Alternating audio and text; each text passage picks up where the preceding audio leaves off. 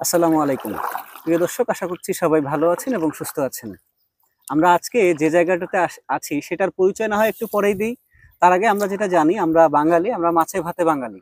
বাংলাদেশের যত রকম কৃষিকাজ হয় তার মধ্যে অন্যতম একটি কাজ হচ্ছে, কৃষিকাজের পর্যায়ে যেটা পড়ে সেটা হচ্ছে মাছ চাষ। মাছ চাষ আমাদের মানে নদী, নালা, খাল, বিল, সমুদ্র প্রত্যেকটা জায়গাতেই হয়, বিভিন্নভাবে হয়। কোথাও এক এক ধরনের এক এক রকম জায়গায় এক এক রকম ভাবে মাছ চাষ করা হয়। কোথাও কার্প জাতীয় মাছ, কোথাও চিংড়ি মাছ, কোথাও গলদা চিংড়ি, বাগদা চিংড়ি, বিভিন্ন জায়গায় বিভিন্ন রকমের চাষ হয়। এবং কিছু কিছু বড় বড় নদীতে আমরা চাষ করা ছাড়াই মোটামুটি আল্লাহর রহমতে প্রাকৃতিকভাবে আমরা কিছু মাছ পেয়ে থাকি, সামুদ্রিক মাছ পাই, ইলিশ মাছ পাই। সেই মাছগুলো আমাদের সব থেকে বেশি নাগালের কাছে থাকে এবং গরিব, মধ্যবিত্ত, উচ্চবিত্ত প্রত্যেকটা মানুষের এক এক রকম ভাবে সবার চাওয়া পাওয়া থাকে। মাছ চাষ করতে গিয়ে বিভিন্ন রকম ভাবে চাষি যারা রয়েছে, যারা মাছ চাষ করে, তারা সবসময় চিন্তা করে যে যতটুকুই খরচ করুক না কেন তার থেকে কিছুটা হলো যদি লাভের মুখ তারা দেখতে পারে, তারা সবসময় চেষ্টা করবে সেখানে আগ্রহী হওয়ার।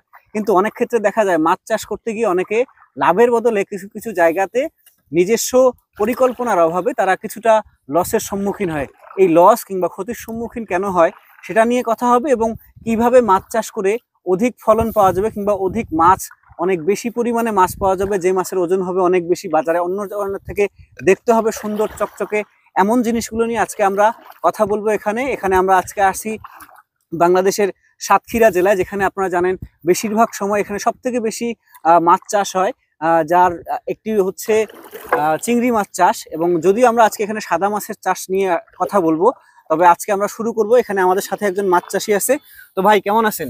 ভালো, আলহামদুলিল্লাহ। আচ্ছা, আপনার নাম কি? মোহাম্মদ আব্দুল মজিদ পাহাড়ি। এখন ভাই, আমরা তো এখানে আজকে আসছি, আপনার এখানে মাছের একটা ঘের আছে, এই জি ভাই। ঘেরটা আছে। আচ্ছা ভাই, এই যে ঘেরটা আপনি আছে চাষ করেন, জি। এখানে আসলে মালিক কতজন? এখানে আমরা 7 জন মালিক আছি। এখানে 7 জন। এইখানে মানে কতটুকু জমিতে আপনারা ঘের করছেন? এখানে 80 বিঘি জমি ঘের করা আছে। আচ্ছা, আপনারা মাছ চাষ মোটামুটি কতদিন ধরে করেন? এইখানতে ধরেন 2000 সালের থেকে 2000 সাল থেকে 2023, মানে মোটামুটি 2000 সালে থেকে 2023। 2023 মানে জি। প্রায় 23 বছরের জি জি মতো জি। সময় একটা ধরে আপনারা মাছ চাষ করেন। তো আপনার এখন আমি যেহেতু তো মাছের ক্ষেত্রে আপনি কি ব্যবহার করেন? কোম্পানির থেকে আমরা এই ফ্লোরাটা এবার নতুন ব্যবহার করতেছি, বুঝছেন।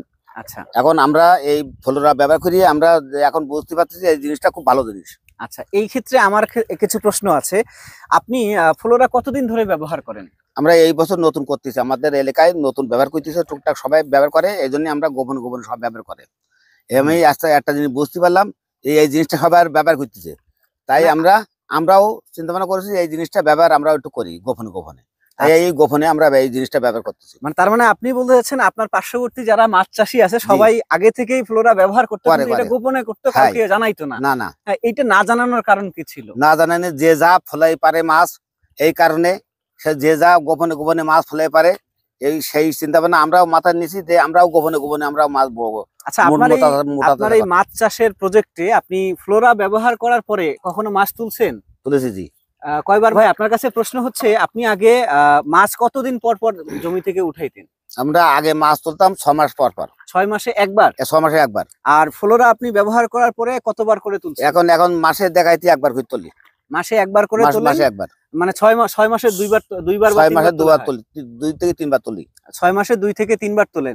তো এই ক্ষেত্রে আপনি আগে যে তোলেন, আগে তুলতেন 6 মাসে একবার, এখন তোলেন 2 বার বা 3 বার, কেন তোলেন? এখন এই ফ্লোরাই এর গুণগান বেশি ভালো, এর এই ভিটামিন খাওয়ার পরে মাছ খুব গ্রোথ ভালো হয়।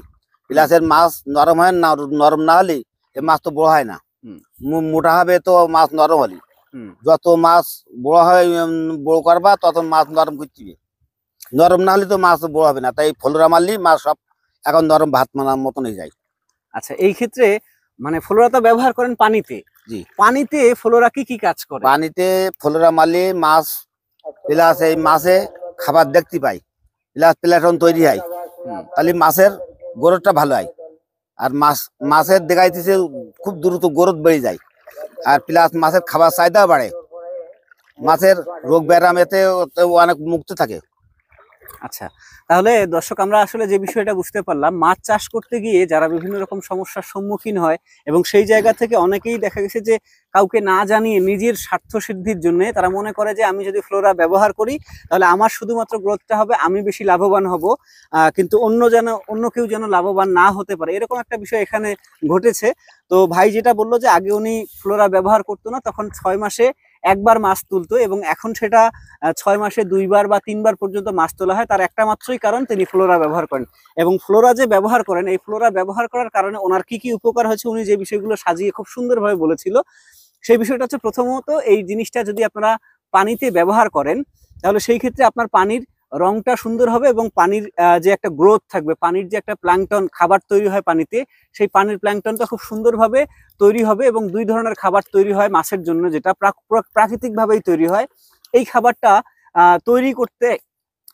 তৈরি করতে ফ্লোরা খুব ভালোভাবে সহায়ক ভূমিকা পালন করে। এবং এই খাবারটা যখন তৈরি হয় তখন মাছ খুব তাড়াতাড়ি এই খাবারটা নিতে পারে। আর যখন মাছের খাবারটা অনেক বেশি থাকে তখন মাছ তাড়াতাড়ি খুব সুন্দরভাবে খেতে পারে। এবং যখন ফ্লোরা যখন পানিতে ব্যবহার করে তখন পানির যেহেতু শক্তিটা বৃদ্ধি পায় এবং পানিটা অনেক বেশি স্বচ্ছ হয়, সেই ক্ষেত্রে দেখা যায় যে মাছ চাষ করার সময় মাছ ওই পানিতে খুব বেশি দ্রুত চলাচল করতে পারে। আপনারা জানেন, যদি মাছের পানি যদি পরিষ্কার হয় এবং সুন্দরভাবে সেখানে খাবার থাকে তাহলে সেই জায়গাতে মাছ দ্রুত চলাফেরা করতে পারে। এবং যদি মাছ দ্রুত চলাফেরা করতে পারে সেই ক্ষেত্রে কিন্তু মাছ খুব দ্রুত বৃদ্ধি পায় এবং বিশেষ ক্ষেত্রে মাছটা কিছুটা নরম হয়ে যায়। এবং একটা বিষয় আপনাকে মনে করতে পারেন যে নরম হলে মাছটা কেমন হবে, মূলত হচ্ছে এটা পানির জন্য নরম, মানে তাদের চলাফেরা করার জন্য, তাদের শারীরিক বৃদ্ধির জন্য মাছটা নরম হয়। যদি কোনো পানিতে মাছ নরম না হয় সেই মাছের বৃদ্ধি কিংবা গ্রোথ সহজে হয় না। তার মানে হচ্ছে পানিতে যদি আপনি মাছটাকে বৃদ্ধি করছেন, মাছটাকে নরম করতে হবে এবং এই ফ্লোরা আপনার হচ্ছে পানির এই মাছটাকে সুন্দরভাবে নরম করে তুলবে, যেটা আপনার ভবিষ্যতে খুবই কাজে লাগবে। এবং এই ক্ষেত্রে কি পরিমাণ, মানে কতটুকু গভীর পানিতে কি পরিমাণ ফ্লোরা ব্যবহার করতে হয় সেটা আমি ভাইয়ের কাছে শুনবো। তো ভাই আমি আপনার কাছে আরেকবার আসবো, আপনি যে পানিতে ফ্লোরা ব্যবহার করেন, ফ্লোরা আসলে কিভাবে কি নিয়মে ব্যবহার করতে হয় আমরা আপনি নিজে বলেন। আমরা এই 80 বিঘি জমিতে আমরা ফ্লোরা ব্যবহার করি, মাসে 2বার করি। আচ্ছা, কতটুকু 2বার করি, পরিমাণ ব্যবহার মাসে করেন? দেখা যাচ্ছে 14 থেকে 15 দিনের ভিতরে আমরা একবার দিই। হুম। দেখা যাচ্ছে আপনার 35 থেকে 40 কেজি, 40 লিটার, 35 থেকে 40 40 লিটার লিটার ব্যবহার করেন। ফ্লোরা আমরা ব্যবহার করি, পানিতে গুলিয়ে ছিটিয়ে দিই। আচ্ছা, এখানে আপনার হচ্ছে যেহেতু পানি আছে, আমি যদিও বুঝতেছি না এখানে পানির গভীরতা কতটুকু আছে। এখন ধরেন 3 থেকে 4 ফুট আছে। 3 থেকে 4 ফিট বেশি, মানে মোটামুটি একটু হ্যাঁ, বেশি বলা যায়, এক বেশি। কোমর পর্যন্ত, মানে এক কথায় এক গলা পানি হ্যাঁ, পর্যন্ত আছে। গলা পানি। তো এই ক্ষেত্রে যদি কারো গভীরতা কম থাকে, 2 থেকে 2.5 ফিট হয়, সেই ক্ষেত্রে কি ফ্লোরার পরিমাণ বেশি দিতে হবে নাকি কম দিতে হবে? তখন একটু পানি গভীরতা বেশি হলে তখন পানি এই ফ্লোরা বেশি মারতিবে। আর যদি কম হয় গভীরতা? কম হলে তখন একটু কম মারতিবে। তার মানে হচ্ছে দর্শক, আমি আপনাদেরকে যে বিষয়টা বলি, যদি আপনার পানির গভীরতা কিংবা আপনার হচ্ছে বিলের গভীরতা, যদি আপনার শেষ প্রজেক্টের গভীরতা 2 থেকে 2.5 ফিট পর্যন্ত হয় তাহলে আপনারা 2.5 থেকে 300 মিলি পর্যন্ত ব্যবহার করতে পারবেন। আর যদি মনে করেন যে আপনার পানির গভীরতা 5 থেকে 6 ফিট বা 4 ফিটের বেশি, সেই ক্ষেত্রে আপনি 500 মিলি করে ব্যবহার করবেন। এবং যদি মনে করেন যে আপনার তার থেকেও বেশি, তাহলে আপনি 600 বা 650 মিলি পর্যন্ত আপনি ব্যবহার করতে পারবেন। আশা করছি যদি এইভাবে ব্যবহার করেন আপনাদের মাছ চাষের যে গ্রোথটা থাকবে, অন্যান্য যে চাষিরা মাছ চাষ করে তাদের থেকে কিছুটা হলে আপনি লাভবান হবেন বলে আমি মনে করি।